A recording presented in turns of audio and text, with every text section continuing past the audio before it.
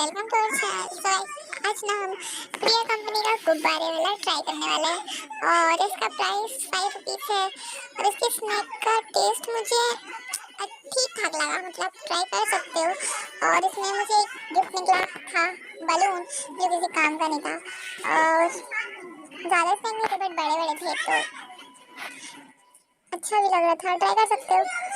But उतना अच्छा नहीं लगा क्योंकि एक बार निकला और टेस्ट भी उतना अच्छा नहीं है। खैर, तो सब्सक्राइब जरूर करना और लाइक भी। बाय।